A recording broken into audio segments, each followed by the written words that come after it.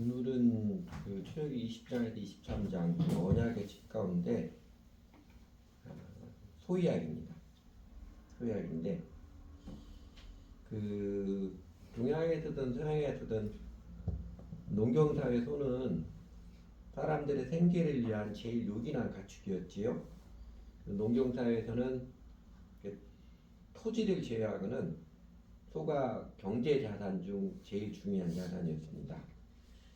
오늘 본문에서는 그 우직하게 일만 하던 그 소가 어쩌다가 뿔로 맞아서 사람을 죽였거나 혹은 다른 소를 죽이는 사고를 쳤을 때 그때 어떻게 대처할 것인가 그에 대한 지침입니다. 7가지 경우를 예로 제시했지요. 크게 보면 7가지 예를 들었는데 처음에 4개는 소가 사람을 죽였을 경우이고 나중에 3개는 소가 죽었을 때 3가지 경우 어떻게 느닷없이 일어난 사고 처리를 할 것인가를 가르쳐 주었습니다. 첫 번째, 소가 받아서 우연히 사람을 받아서 죽였으면은 소는 죽이고 그 주인에게 책임을 묻지 않습니다. 그 소의 고기는 먹어서도 안 됩니다. 그런데 이 소가 평소에도 받는 버릇이 있어서 그런 받는 버릇이 있는 소가 두 번째로 사람을 죽였을 경우에는 당연히 소도 죽이고 그 다음에 그 소 임자에게 주인에게 관리 책임을 물어서 사형을 원칙으로 합니다. 그런데 유가족이겠죠. 소에 바쳐서 죽은 유가족이 소가 죽였다고 어떻게 사람까지 사형할 좀 그러지 않느냐. 사람은 줘야 되지 않겠습니까? 뭐 그럴까지는 아닌 것 같습니다. 그러면 배상금을 물도록 하는데 그 배상금은 소 임자가 정하는 것도 아니고 피해자 유가족이 정하는 것도 아니고 그러니까 지나치게 적게나 지나치게 많게 하지 않도록 공동체 재판관이 정하도록 그렇게 정했습니다. 그 다음에 세 번째는 소가 이제 어린 자녀를 받아서 죽였을 경우 그때도 어린이의 생명도 성인에게 똑같이 적용하도록 했습니다. 아니, 소가 살짝 빠진 애가 어려서 죽었는데 어떡하겠습니까? 이렇게 변명하지 못하도록 어린이의 생명도 어른 생명과 똑같이 적용을 했습니다. 그리고 네 번째는 소가 남종이나 여종을 뿔로 받아서 죽였을 경우인데 이스라엘 공동체 사회에서 그 종은 재산처럼 여겼잖아요. 그래서 소는 죽이고 종 주인에게 은 30세겔을 배상을 해야 했습니다. 은 30세겔은 그 노예의 몸값입니다. 종의 몸값이고 1세겔은 요새로 하면 11.4g 30세겔이면 한 342g인데 현 시대로 하면 현 시대 1kg이 100만원 초중반 와락가락하니까 그거로 하면 은 30세겔이면 한 50만원 정도 해당되는 것 같아요. 그런데 이거는 단순 환산한 거고 그때 당시 1세겔이 노동자 하루 급여입니다. 그러니까 30세겔이면 노동자 한 달 월급이지요. 우리나라가 작년에 1인당 GDP가 평균이 3,600만 원이었으니까 연봉이 3,600만 원이었지요. 예. 그러니까 그거를 그러니까 30세겔의 경우로 환산을 하면 얼마 정도로 배상을 해야 되냐면 그 약 9천만 원, 한 6천만 원에서 9천만 원 정도 배상을 해야 되는 이게 사람 몸값이죠. 몸값이 그 정도 되는 것입니다. 그렇게 배상을 하도록 했고 다섯 번째는 이제 소가 사람이 파놓은 구덩이에 농경사에 보면 물을 저장해서 구덩이를 파는 경우가 종종 있는데 그 구덩이에 소가 빠져서 죽었을 경우 이웃의 소가 빠져서 죽었을 경우에는 죽은 소는 그 구덩이 임자가 소를 갖고 대신에 구덩이 임자가 그 소값을 돈으로 배상을 해줘야 됩니다. 소값 얼마의 돈으로 배상을 해줘야 되는 거고 여섯 번째 소가 이웃의 다른 소를 받아서 죽였을 경우에는 이 죽은 소의 고기도 반절로 나누고 그 다음에 살아있는 소 받아서 살아있는 소는 팔아가지고 그 가격의 반절을 두 주인이 함께 반띵해서 나눠 가는 것이죠. 그 다음에 이제 그런데 이때도 평소에 받는 버릇이 있는 소가 이웃의 소를 받아서 죽였을 경우에는 그 받은 소, 이웃의 소를 죽인 소임자가 죽은 소는 갖고 그 다음에 자기 소가 죽은 사람에게는 살아있는 소로 배상을 해야 됩니다. 소를 한 마리 사가지고 배상을 해줘야 되는. 이렇게 조목조목 나누어져 있습니다. 근데 이게 모든 상황을 다 가정한 것도 아니고 그 다음에 특정 상황에서 완벽하게 대처하는 지침을 주는 것도 아니지만 그 가정마다의 경제자산 1호라고 할 수 있는 그 우직하게 일만 하던 소가 뿔로 받아버리는 사고를 쳤을 때 말하자면 사람들이 싸우지 않고 소싸움이 사람 싸움으로 번지지 않도록 대처하는 적절하게 대처하는 지침을 준 것입니다. 근데 여러분 느낌에는 이런 사고 대책 지침들이 괜찮은 것 같아요? 재미있지 않나요? 이렇게 구체적으로 다 이야기해 주는 게.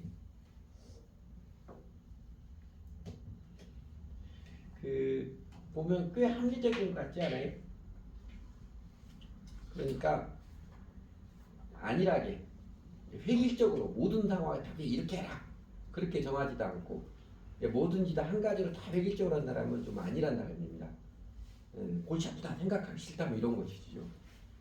그 다음에 사람의 감정, 자기 가족이 죽은 사람의 감정을 고려하게 되지만 그렇다고 감정적으로 다른 사람이 대처를 하지는 못하게 하고 사람의 생명은 특히 어린아이 생명도 똑같이 존중하고 중시했고 남자와 여자도 차별을 두지 않고 똑같이 존중했고 그리고 공평의 원리를 적용한 그런 생활 지침입니다.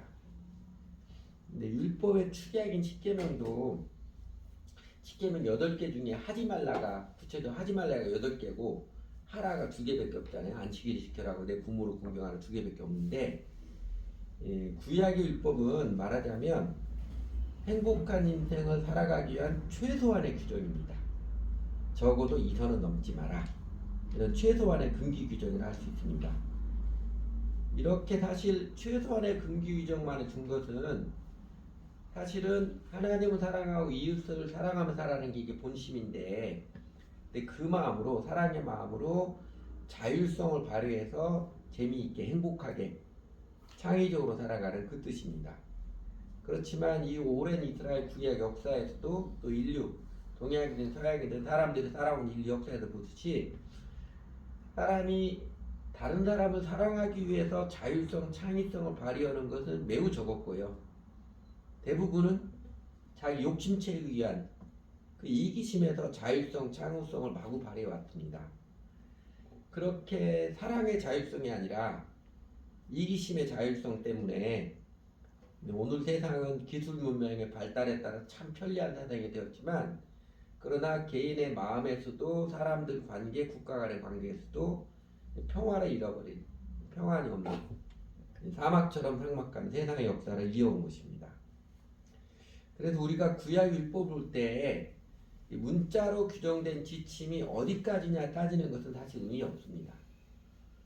우리가 십계명 앞에도 보았듯이 거짓말, 간음, 도적질의 경계선이 어디까지냐 이거는 모든 상황에서 획일적으로 적용되는 명문화된 규정을 만들려고 하는 게 사실은 탁상공론에 불과할 뿐입니다. 오늘날의 국가는 다 법치국가를 표명합니다. 공산주의도 법치국가를 표명합니다. 왕정시대처럼 그 이전에 왕정시대를 겪으면서 왕의 생각과 기분에 따라서 사람 목숨이 날아가는 그 어처구니 없는 일을 피하도록 정의와 공평을 존중하고자 법조문을 만들고 명문화된 법률을 기준으로 삼습니다. 우리나라에서 제일 중요하고 권위 있는 법률이 당연 헌법이지요. 근데 여러분 이번 개헌 탄핵 과정을 거치면서 우리가 보았던 것처럼 헌법 법률로 모든 상황을 다 규정할 수도 없고 어떻게 규정을 해도 그 허점을 사람들은 자기 이기적 욕심에 따라서 자율적으로 해석하는 그 죄인의 본성들을 유감없이 드러냈습니다. 대통령 권한대행의 탄핵에 대한 국회 의결 종족수를 과반수로 할 것이냐 3분의 1로 할 것이냐 이 사안을 가지고 논란을 했고요. 지금도 대통령 권한대행이 대통령에게 주어진 권한이 헌법재판관을 지명할 수 있느냐 없는 가지고 또 논란을 하고 있습니다. 다행히 우리나라는요. 아직도 일부 사람들이 헌법재판소의 판결도 부정하고 깽판을 치려고 하지만 국민들 대다수는 헌법재판소의 권위를 인정하고 헌법재판소의 판결을 신뢰하고 그 판결을 존중하여서 법치국가로서 민주주의 국가로서의 모습을 튼튼하게 지켜보고 있습니다. 중요한 건 이것이에요. 율법, 법률 규정을 대할 때 간신히 죄를 짓지 않는 정도의 이 보신적, 소극적인 태도로 살아가는 생각을 벗고 이 영역과 관련해서 율법의 근본 정신인 하나님을 제일 사랑하고 이웃을 사랑하는 마음을 따라 어떻게 살아갈 것인가 능동적이고 적극적인 생각을 하는 게 건강하고 아름다운 신앙인의 태도입니다. 우리 주 예수님께서 삶의 모본으로서 또 선명한 가르침으로서 구약 율법을 재해석해 준 게 그것입니다. 문자, 조문 따지지 말고 하나님 사랑하고 이웃 사랑하는 그 정신으로 창의적으로 어떻게 적용할 것인가 그렇게 살아가는 율법의 정신이라는 것입니다. 그래서 얼핏 보면 모순되어 보이는 예수님의 두 말씀이죠. 또 가라사대 안식일은 사람을 위하여 있는 것이요 사람이 안식일을 위하여 있는 것이 아니니 안식일뿐만 아니라 율법 전체로도 마찬가지지요. 그 다음에 내가 율법이나 선지자를 폐하러 온 줄로 생각하지 말라. 폐하러 온 것이 아니라 완전하게 하려 함이라. 얼핏 모순되어 보이는 이 말씀들이 사실은 핵심을 가르쳐주는 말씀들입니다. 그러면 오늘 본문 하나님의 백성들의 더불어 살아가는 공동체 지침 언약의 책에서 이 소에 관한 규정을 가르쳐 주었는데 이것을 긍정적, 능동적 원리로 바꿔 표현하면 뭐라고 표현할까요? 그러니까 평소에 많은 유익을 주는 소가 어쩌다가 사고를 쳐서 사람을 죽였거나 다른 사람을 죽였을 때는 이렇게 합리적으로 사고 처리를 해라 대처하라는 지침인데 이거를 근본 율법의 정신, 사랑의 정신에 따라서 능동적인 적극적 지침으로 바꿔 표현하면 이런 것이 않을까 싶어요. 소를 잘 관리하며 살아라. 경제자산 잘 관리하며 살아라. 집안의 중요한 자산이니까 소를 잘 관리하며 살아라. 다들 봄날이라고 놀러만 다니면 그러면 소는 누가 키우노? 이런 탄식 나오지 않도록 소를 잘 관리하며 살아라. 그게 이웃을 사랑하는 사는 삶이고 그리고 그게 내 자신도 평온히 행복하게 살아가는 인생길이다. 이런 지침이지요. 몰라요. 우리 교회 가족들 중에도 자기 집안에 금송아지 한 마리씩 키우는 사람이 있는지 모르겠는데 오늘은 이제 농경사회가 아니라 산업사회라 소를 키우는 가정은 매우 적잖아요. 예전에 농경사회 때는 6살, 7살 꼬마가 소 몰고 다니고 막 그러기도 했잖아요. 일찍부터 소랑 함께 크고 소 키우면서요. 그러니까 오늘날처럼 산업사회에서는 도시사회에서는 소를 잘 관리하며 살아라. 이런 뜻이겠지요. 자산, 돈 관리 잘하며 살아라. 먹고 살게 해주는 직업, 직장생활 잘해라. 대수롭지 않게 여겼다가 사고쳐서 회사에서 잘리거나 그다음에 사업 말아먹거나 교회 문 닫거나 손해배상 잔뜩 해야 되는지 만나지 말고 잘 관리하며 살아라. 그런 메시지로 받아들임이 적절한 것 같습니다. 그런데 이제 관리를 잘해야 되는 게 사실 자산, 돈만이 아니잖아요. 직업 일만이 아니잖아요. 돈이든 물건이든 그보다 더 중요한 것도 많이 있죠.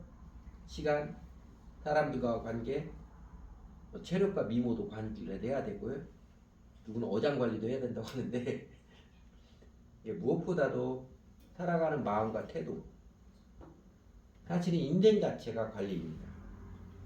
인생의 질, 인생의 퀄리티, 행복과 만족의 정도는요 관리에 달려있다고 해도 과언이 아닙니다. 전도서 3장 11절에 보면 익숙한 말씀이죠. 하나님의 모든 것을 지으시되 때를 따라 아름답게 하셨고 사람들에게는 영혼을 사모하는 마음을 주셨느니라. 하나님께서 사람의 영혼에 깊게 코딩 시켜주신 게 그 영혼을 사모함인데 그래서 사람은 이 영혼을 사모하는 마음에 충족되지 않으면 사는 게 재미없습니다. 영혼을 사모하는 마음에 터치되고 충족되지 않으면 사는 게 뭘 해도 아무리 욕망이 성취도 재미없어요. 괜히 불안하고 공허하고 그다음 입맛도 없고 만다가 다 귀찮고 그럽니다. 그 영혼을 사모하는 마음이 뭐냐? 많이 아는 바를 존 스타트 목사님은 공동체에 소속해서 사랑받고 싶은 욕구, 그 다음에 초월해야 되는 욕구, 그 다음에 의미에 대한 갈망, 이렇게 셋으로 해석을 했는데 현대 신학자인 톰 라이트는 거기다 하나를 더 추가했습니다. 두 가지 더 추가했습니다.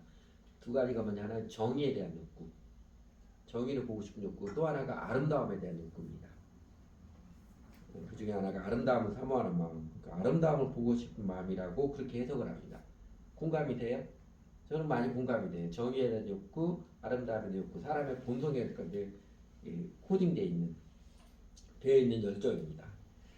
그래서 그 아름다움에 대한 욕구가 있기 때문에 남자들마다 멋져 보이려고 별 해괴한 짓을 당하는 거고, 여자들마다 이뻐지려고 난리를 치는 것이고요. 봄꽃들을 보면 마음이 환해지는 것이고, 그리고 멋진 풍광, 멋진 연출을 보고 싶어하는 것입니다. 그 안치환이라는 가수가 허스키한 목소리 열창한 노래 있잖아요. 사람이 꽃보다 아름다워 하고 하는데, 그 노래처럼 사실 제일 아름다운 장면, 우리 사람들에게 마음속 깊이 감동을 주는 제일 아름다운 모습은요, 아름답게 살아가는 사람들의 모습입니다. 아름답게 눈물겹도록 아름답게 살아가는 사람들의 모습입니다. 세속에 찌든 영혼들이야 돈이든 권력이든 세상적 성취가 큰 것에 속하겠지만, 그러나 정작 진짜 아름다움은 삶의 규모가 크든지 작든지 정작 아름답게 사는 인생은 관리, 경영을 잘하는 인생입니다. 살아가는 태도가 아름다운 사람입니다. 우리 주 예수님의 달란트 비유, 지난 주간에 보았던 이제 문화 비유, 달란트 문화 비유에도 공통적으로 알듯이 인생은 장사하라. 인생을 일면 비즈니스입니다. 그 경영을 잘하면 할수록 아름답고 보람있고, 그리고 우리 주님으로서 상급도 크게 받습니다. 그러면 여러분, 어떻게 하면 인생 경영, 인생 관리를 잘할 수 있겠습니까? 인생 경영에 대한, 인생 관리에 대한 책들 참 많이 나오고 있죠. 근데 오늘은 제일 기본적인 것, 그 바탕이 되는 것이라고 생각되는 한 가지 측면에서만 말씀드리겠습니다. 인생을 참 잘 살아가는 것 직접적으로 가르쳐준 성경 중에 하나가 잠언이잖아요. 인생의 지혜에서 잠언인데, 그럼 여러분, 잠언에서 제일 우선적으로 강조하는 금원, 인생의 지혜의 권면으로 무엇으로 기억하고 있습니까? 잠언을 처음 읽기 시작하면 1장, 2장, 3장, 4장, 5장 쭉 나가면서 반복해서 가르쳐주는 게 있어요. 그게 뭐인 것 같아요? 잠언이 우선적으로 제일 많이 강조하는 것은요, 이게 자칫 모순처럼 느껴졌지만 지혜롭게 살아라입니다. 인생을 지혜롭게 살기 위해서 잠언이 제일 먼저 강조하는 것은 지혜롭게 살아라. 그 지혜롭게 살아라, 부지런히 지혜를 구하고 지혜를 찾고 지혜를 배워서 살아라, 그 이야기입니다. 그 잠언 다들 많이 읽어보셨겠지만, 우리 교회처럼 올해는 뭐 2달에 한 번씩 시키지만 한 달에 한 번씩 잠언 그 날짜에 맞게, 오늘이 13일이면 이제 잠언 10장 읽고 되게 유익합니다. 그래서 저절로 몇 년 하면요, 잠언 거의 모든 말씀이 마음속에 새겨지니까 굉장히 유익해요. 간식 먹듯이 그렇게 하루에 한 번씩 그 날짜에 맞게 잠언 읽는 게 매우 유익합니다.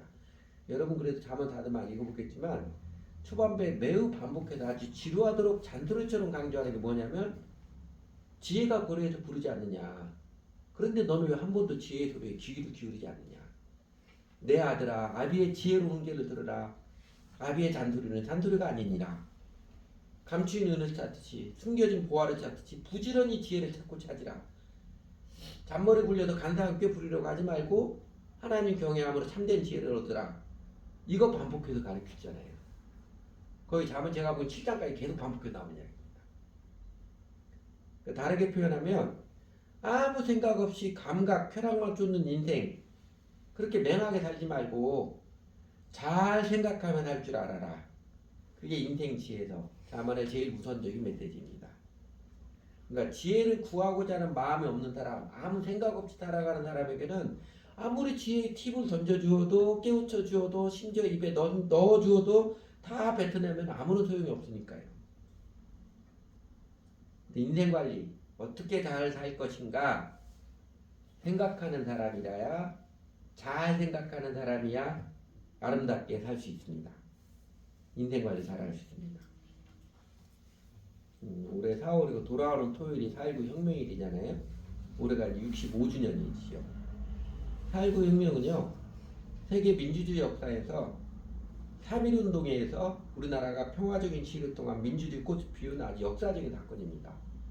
그러니까 혁명, 되게 많이 죽이고 피를 많이 흘린 건데, 우리 민족이 참 하나님 은혜를 입은 게, 일반 사람들을 보기에는 좀 공부를 했던 사람들은 우리 민족을 아주 격찬하는 게 그 모습입니다. 3.1 운동도 그렇고 4.19 혁명도 그렇고 평화적으로 민주주의 혁명을 일으키는 이런 민족 대상이 없다, 이런 겁니다.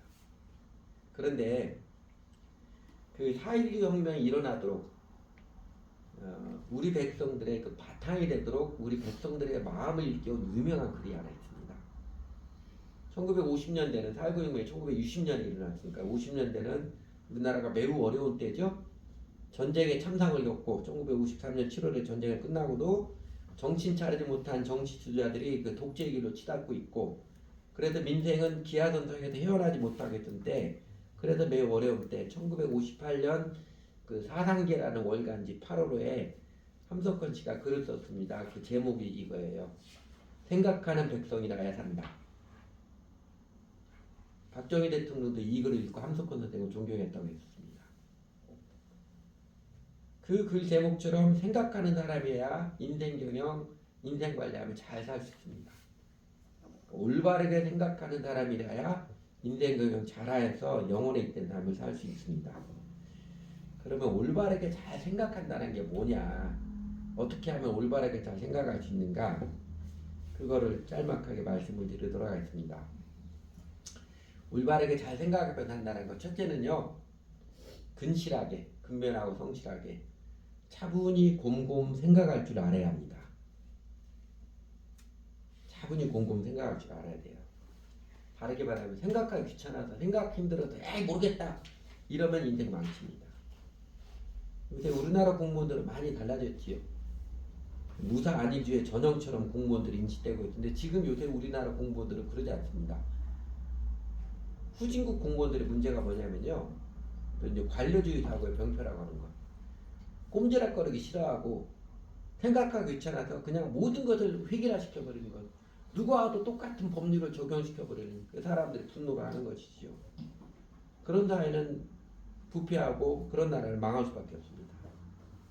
그러니까 생각하기 싫어하고 귀찮아하는 그 게으른 태도가 소를 잘 키우지 못해서 사고치고 난리가 나는 것입니다. 여러분 책을 읽는 때하고 TV나 유튜브 보는 때하고 뇌파가 다르다는 거 여러분도 상식적으로 알고 있지요? 그 TV, 유튜브 보는 건 지식을 많이 하는 것 같은데, 지식 정보는 할지 모르지만 그렇게 지혜롭게 하지는 못합니다. 오히려 반대의 경우가 많아요. 근데 예전부터 TV 바보 상자라고 그랬잖아요.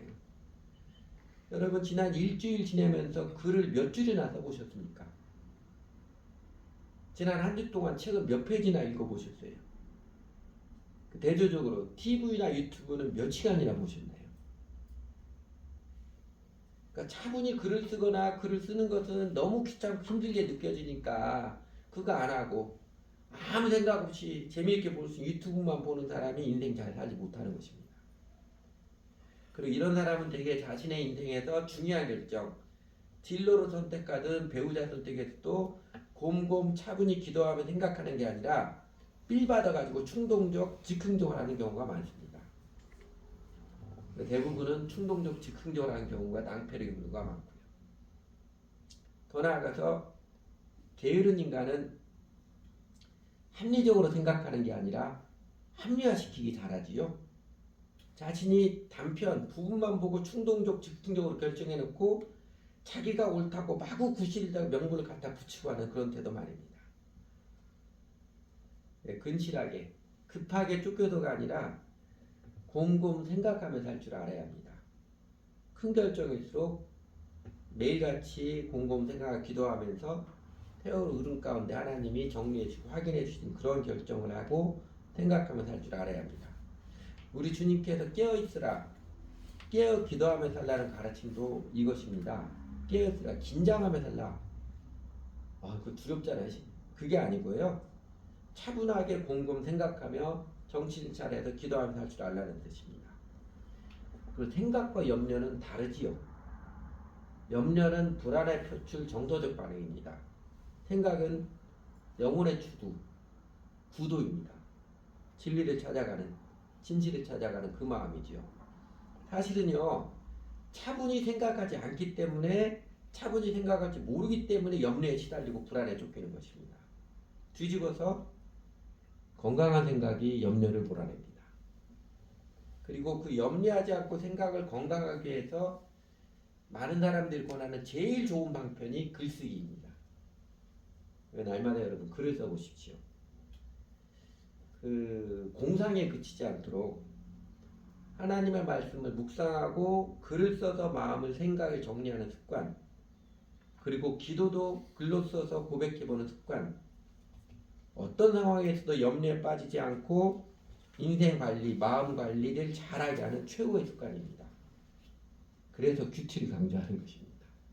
우리 교회 이 분들 제가 이게 예배 대표 기도도 글로 써서 해야 하니까 다들 잘해 주셔서 감사한데, 글로 써서 기도문 써보니까 좀 다르지요?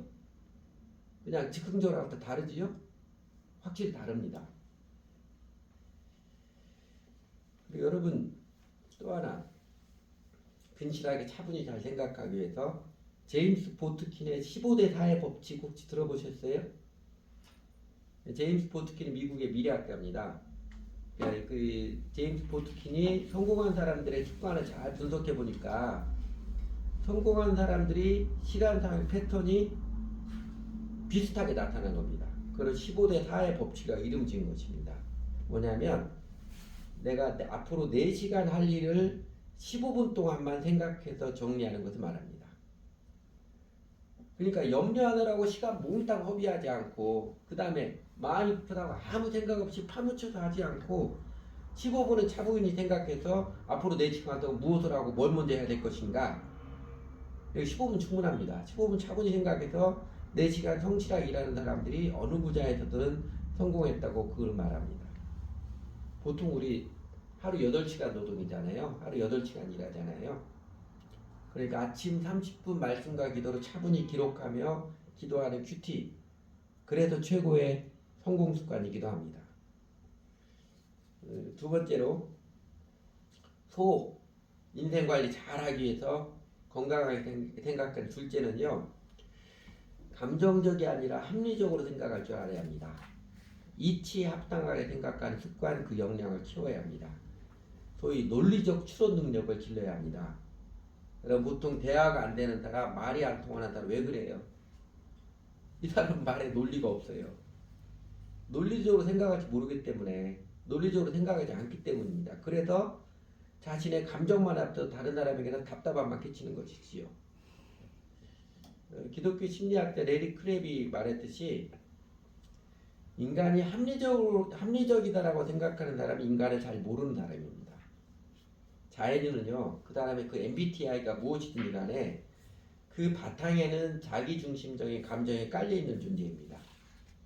그 감정을 죽이거나 억누르지 않고 아름답게 잘 개발하게 해서 행복한 인생을 살기 위해서, 그래서 살아가는 삶이 더 아름답고 행복하기 위해서 배움을 통해서, 경험을 통해서 이치에 맞게 생각하는 역량, 합리적으로 사고할 줄 아는 태도를 키워야 잘 살 수 있습니다. 그래서 사회가 발달해서 문명사회가 되면서 세상의 모든 나라들이 뭐래요? 학교 교육을 강제적으로 시키는 것입니다. 어른이 되어가도 그래도 논리적인 추론을 하고 그렇게 할 수 있도록 국가가 발전하도록 학교 교육 강제로 시키는 것입니다. 그러니까 자기만 생각하는 죄인의 본성을 뛰어넘어서, 자기 감정만 생각하는 죄인의 본성을 뛰어넘어서 정의가 무엇인지, 공평한 게 무엇인지 바라볼 수 있도록 세상의 모든 나라가 어렸을 때부터 학교 교육을 의무적으로 시키는 것입니다. 그리고 우리나라의 교육에서 그래서 논술시험, 논술과정 도입한 것입니다. 좋은 취지예요. 하도 맹목적으로 주입식 교육만 하다 보니까 창의력이 없는, 생각할지 모르는, 그게 너무 안타까운 논술시험, 논술과정 도입한 것인데, 논술시험마저도 주입식으로 하려고 하는 게 안타까운 현실이긴 하죠. 그러나 여러분, 우리나라가 경제성장의 기적, 민주화의 기적을 이룬 바탕에는요, 많은 사회학자들이 이구동성으로 말하는 게 우리나라가 경제 성장이 민주화 기술 바탕에는 우리 국민들의 높은 교육열이 있었기 때문이라고 분석합니다. 문맹이 하나도 없잖아요, 우리나라. 그리고 우리나라 대부분의 사람들이 고등학교까지 다 나오잖아요. 어쨌든 학교 가서 졸고 뭐 가는 거 하더라도 그래도 10년 이상 학교에서 배우면서 그 교육열 때문에 우리나라 사회가 민주화가 되어지고 경제 성장의 기적을 이뤘다고 그렇게 진단을 합니다. 오늘 본문 그 소를 잘 관리하며 살아라. 이거 막 빼먹었네. 이거 넘기로 빼먹었네. 첫 번째 끝이야. 안 하고 막 넘어갔어요. 이렇게 가르치는 본문 율법에서도 우리가 보고 느끼는 것도 참 합리적이지요. 공급은 참 합리적입니다. 그러니까 자기 입장만 생각하고 우기지 않도록 공평의 원리를 적용하고 그렇다고 사람의 슬픈 감정, 분노의 감정을 전혀 고려하지 않은 게 아니라 최선을 다해서 배려하도록 하고 있습니다. 대한민국 교회 지금의 과제가 샤머니즘을 극복하는 것인데 대한민국 교회가 샤머니즘에 빠지지 않도록 샤머니즘을 극복하기 위해서 제일 필요한 과제가 반지성주의, 나쁜 문화를 극복하는 일입니다. 우리 교회 예전에 그런 사람이 있어요. 새신자 중에 새신자한테 복음에 대해서 예수님 예배에 대해서 성경 공부자한테 나중에 한 2번 이 양반이 그러더라고요. 나는 교회에 사랑받더라는데 자꾸 왜 가르치려고 그러더라고요. 물론 그 이야기에 조금 반성적인 태도를 가졌습니다. 가르침은 사랑을 하는 것인데 너무 이렇게 가르침만 들이대려고 한 건 아니었나 그런 반성을 하긴 했습니다. 그런데 교회 자체는 교회 와서 성경 공부한다. 일반 보편적인 사람들은 아니 교회 가서 쉬어야지 재밌고 쉬어야지 무슨 성경 공부해. 이 안타까운 지식들 말입니다. 이거 극복해야 됩니다. 또 신앙은 가슴으로 하는 것이지 머리로 하는 것이 아니다. 영적인 것은 지성을 초월한 것이다. 이렇게 자랑스럽게 말하는 무식한 태도들을 회개하는 것. 이 나쁜 문화를 몰아내야 됩니다. 극복을 해야 되지요.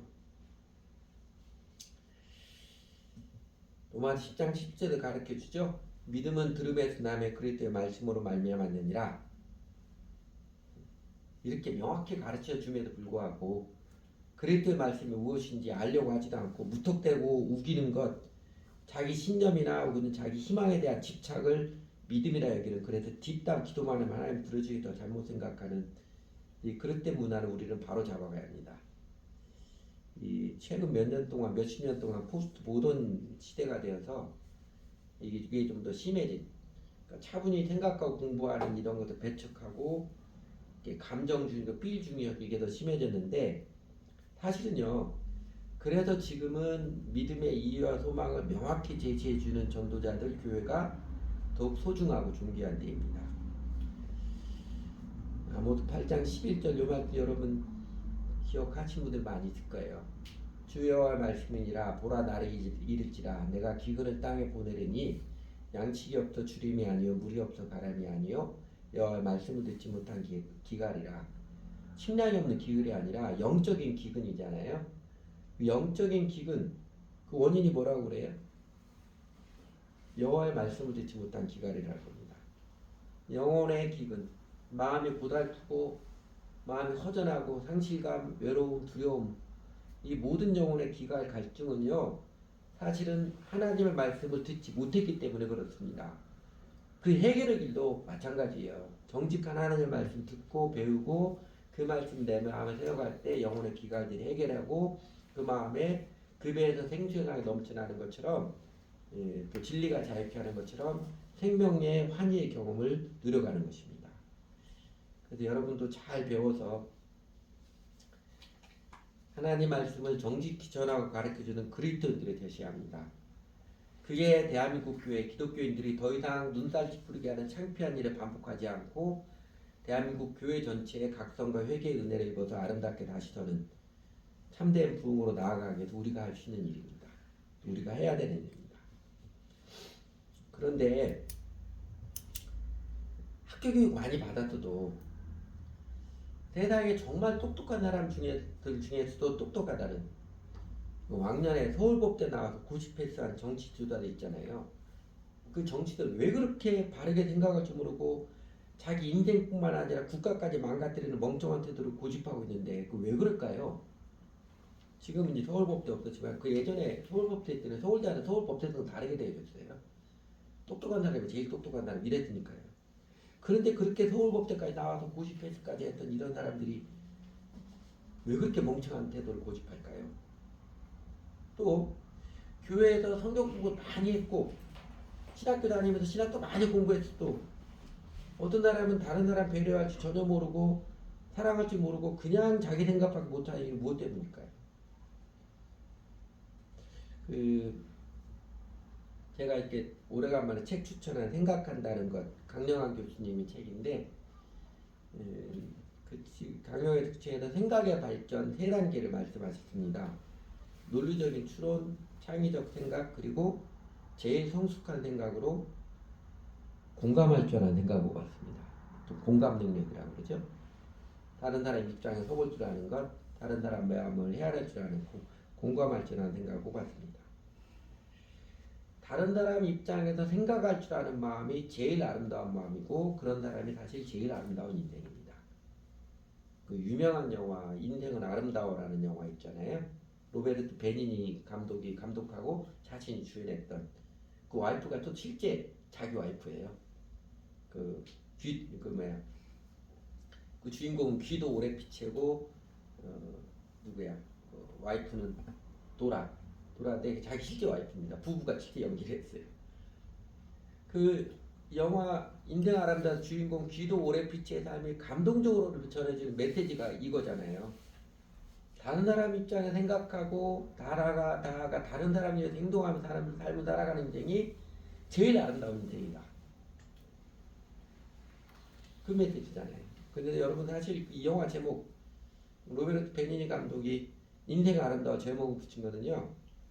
공산주의 사상가 레프 트로츠키라는 사람 유언장에 따온 것입니다. 트로츠키 공산주의 사상가 중에 그래도 꽤 좀 인간적인 괜찮은 사람 중에 한 사람이었는데 유언장에서 이야기했어요. 인생은 아름다워. 공산주의자들도 인생은 아름답게 살아야 가치 있는 것 같은 거 다 알고 느끼고 있다는 것입니다.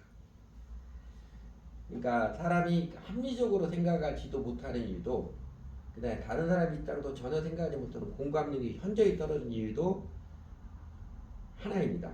다 자기 안에 갇혀 있기 때문에 그렇습니다.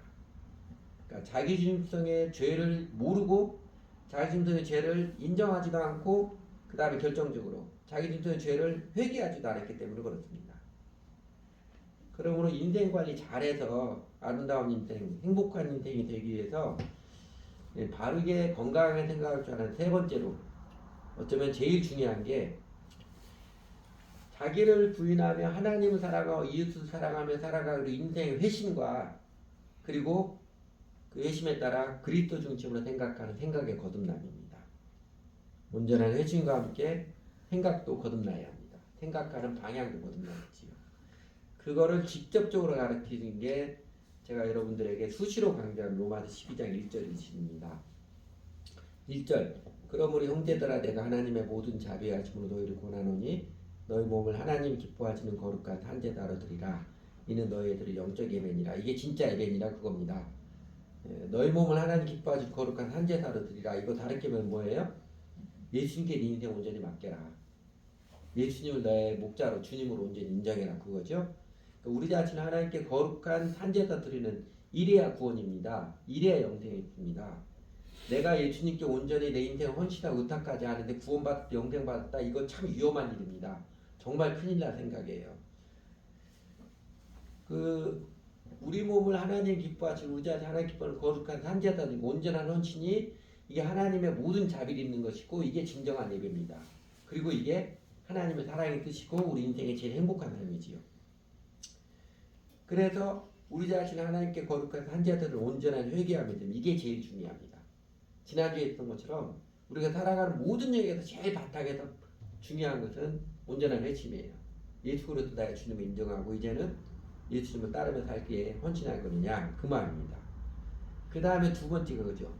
너희는 이 세대를 본받지 말고 지금 마음을 새롭게 함으로 변화를 받아 하나님의 선하시고 기뻐하시고 온전한 뜻이 무엇인지 분별하도록 하라.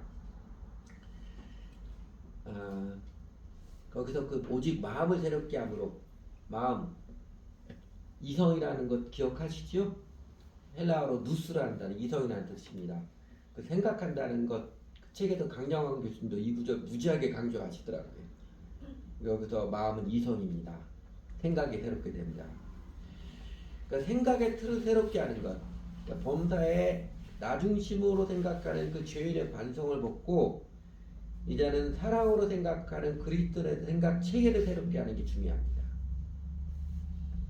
사실 우리가 그것을 위해서 이 두 가지를 위해서 예배를 드리고 진정한 예배는 내가 예수님께 내 인생 헌신하고 주님을 따르는 삶입니다. 이 신앙 고백을 예배를 드리고 그리고 우리가 우리 마음 생각의 틀이 그리스도 중심으로 사랑으로 바르게 서도록 하나님의 말씀을 부지런히 배우고 서로 마음과 삶을 나누며 교제하는 교회 생활을 드리는 것입니다. 나의 멍에를 메고 내게 배우라. 그리하면 너의 마음이 쉼을 얻으리니. 이 우리 주 예수님의 생명의 약속처럼 그렇게 예수님의 멍에를 온전히 메고 주님을 잘 배우며 살아갈 때 우리 안에 영생의 쉼을, 영생의 환희와 생명을 활력을 누리는 것입니다. 사랑하는 형제자매 여러분, 소 잘 키우시기 바랍니다. 인생 관리 잘하여서 사실 모든 율법이 우리의 행복을 위하여 주어진 하나님의 사랑의 뜻을 따라서 진정으로 행복한 인생, 영원토록 의미 있는 인생을 만끽하며 사시기를 바랍니다. 기도하지요.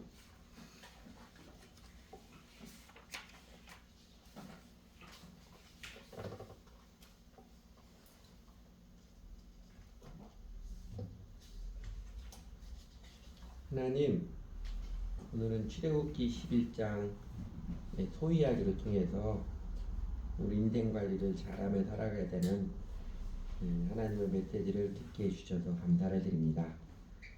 살아가면서 저희가 사실 모르는 바도 아니고 종종 성령님이 깨우쳐 주시고 느끼는 바에 따라서 아무 생각 없이 감각과 쾌락만 쫓지 않고 잘 생각하며 살아가는 게 인생을 아름답게 보람있게 가치있게 살아가는 것이라는 걸 사실 모르지 않는데 저희 어리석음이 또 우리 영혼과 육신의 연약함이 좋은 이야기 하나님 말씀 뭉개고 여전히 육신의 소리에 따라가기 살아가기 잘하는 저희들입니다.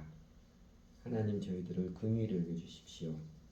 저희가 그 죄인의 굴레를 벗을 수 있도록 예수님께서 이 땅에 내려오셔서 저희 사람과 똑같이 되셔서 십자가에서 죽으시기까지 온갖 사람들의 모멸과 멸시를 감당하시고 고통도 감당하시며 아버지 하나님의 뜻에 순종하며 살았던 본을 보이셨고 또 그렇게 십자가에 죽으시는 희생의 대사를 드리심으로 저희가 하나님의 은혜를 입을 수 있는 장벽을 다 걷어치우시고 하나님과 화목하여서 이제는 예수님을 주님으로 믿는 자들마다 성령을 받아서 육신의 소욕들을 죄의 관성들을 이기며 살아갈 수 있도록 생명을 내려주셔서 정말 감사를 드립니다.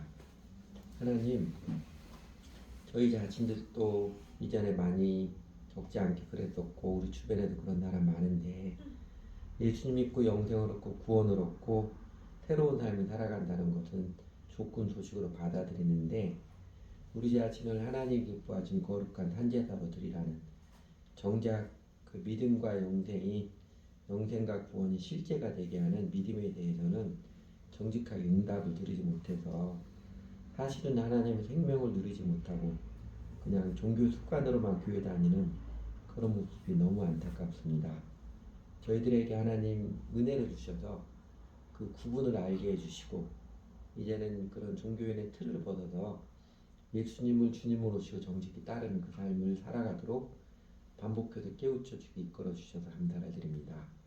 그리고 하나님 저희가 연약하지만 그래도 그 복음의 소식에 예수님이 주님 되신 복음의 소식에 마음을 응답했을 때 성령 하나님께서 우리 함께 하셔서 우리 격려해 주시고 우리의 여전한 연약한 또 작은 삶의 모습에 불구하고 하나님 함께 하신 손길이 무엇인지를 알고 경험하게 해주셔서 영생을 누리는 삶이 어떠한 것을 알고 경험하게 해주셔서 감사를 드립니다.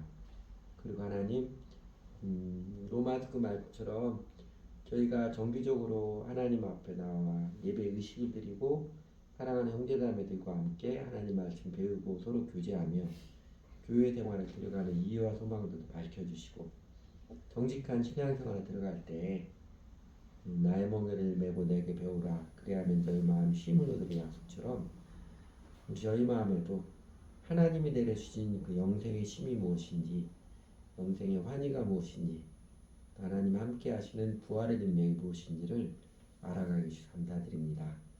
그래서 하나님 오늘 또 예배의 식으로 주님 앞에 고백드리며 우리 인생 잘 관리하여서 주님의 뜻에 따라서 하나님을 사랑하고 이웃사랑을 그 초점에 맞게 관리하며 살아가고 싶습니다. 저의 마음들을 넓혀 주십시오. 우리의 눈을 더 맑게 뜨게 해 주십시오. 그래서 하나님 아무리 혼란스러운 세상에서도 올바로 분별할 줄 알고 저희가 나아갈 길들을 명확히 알고 그 길을 따르면서 부활하신 주님께 정말로 함께 하시는 생명과 능력을 함께 하시는 것을 점점 더 실감나게 힘있게 경험할 수 있도록 이끌어 주십시오. 하나님의 뜻이 모든 율법을 주신 하나님 뜻도 우리 행복을 위하여 주어진 하나님의 사랑임을 삶의 체험으로 따라서 더 신나게 더 명확하게 주님을 따르는 믿음의 삶을 들어가도록 사랑의 삶을 들어가도록 이끌어 주십시오. 세월이 흐를수록 주님을 믿고 따르면 삶이 진정한 행복한 인생임을 영원토록 의미 있는 인생임을 저희 심령에서도 삶에서 체험해 나가는 진정으로 복된 삶을 살아가도록 저를 인도해 주십시오. 예수님 이름으로 기도드렸습니다.